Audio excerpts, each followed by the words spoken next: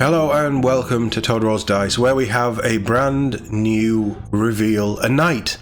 They've remembered that there's Imperial knights. So this is the AdMech 40k tease that we got in yesterday's Sunday preview, but it's a whole new knight defender. It is the greatest building-sized bodyguard in the... It's a bodyguard.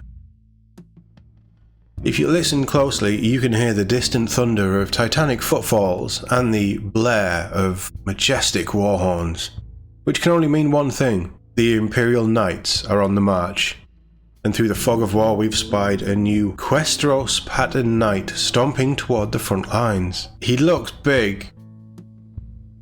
Oh, that's the shield from the rumor engine. Oh, okay. I mean, it's impressive. It doesn't excite me, but it's impressive. They always look cool. The Knight Defender is a walking reliquary of ancient technology, boasting arcane energy relays strong enough to handle the immense strain of its rare and powerful weapons, a blazing plasma executor, and an extraordinarily lethal conversion beam obliterator. Oh, it was blue. I thought that was some sort of plasma thing. Okay, that's cool.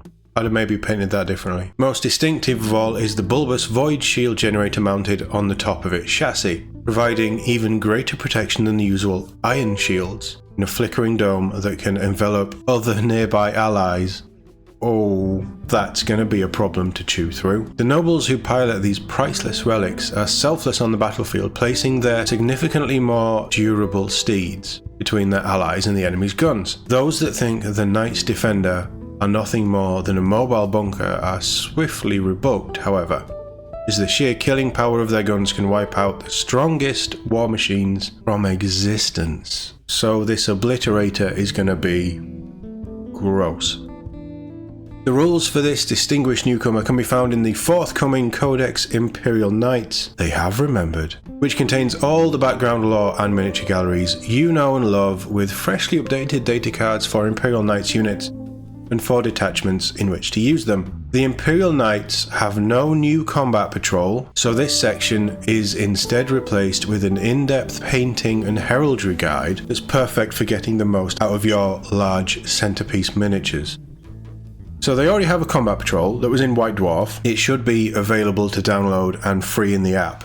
So you should have free access to that. I like the painting guides and things. The old AOS codexes used to have really cool painting guides and stuff in them that they seem to have got rid of. Whereas, yeah, I think a codex should be painting guides, it should be lore, it should be rules, it should be everything for your faction. So that's really cool to hear. With the arrival of the Knight Defender, the Questoris Knight Kit will be split into 2 separate releases. Both boxes will have all the necessary parts to build the Knight's Paladin, Errant, Warden, Gallant and Crusader, while one will contain a new additional sprue with which to build the Knight Defender, whereas the other can be assembled as the Knight Preceptor or the Mighty Canis Rex.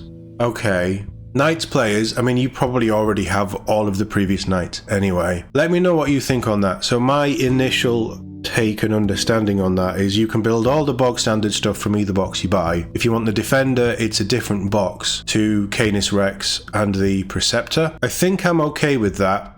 But then I think that's better than splitting them all out so each knight is different when all you're doing is changing weapons. But it confirms that it's an upgrade sprue at the very least. It's a nice looking upgrade sprue because it looks like it really changes. The knight base, the actual chassis, is always going to be the same. It's just these bits. Why couldn't you put that in so you can build all of...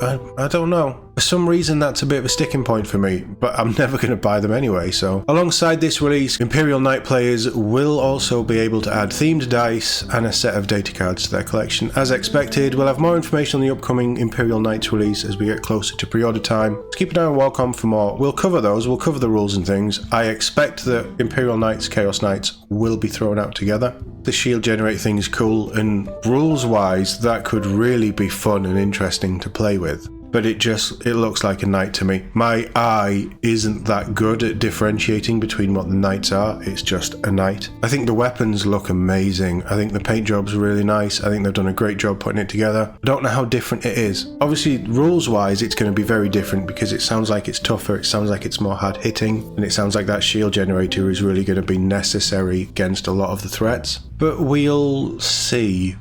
At least we know that the Knight Codex exists and the new model exists as well. But let me know what you think in the comments. As always, thank you very much for watching, and I'll see you all in the next one.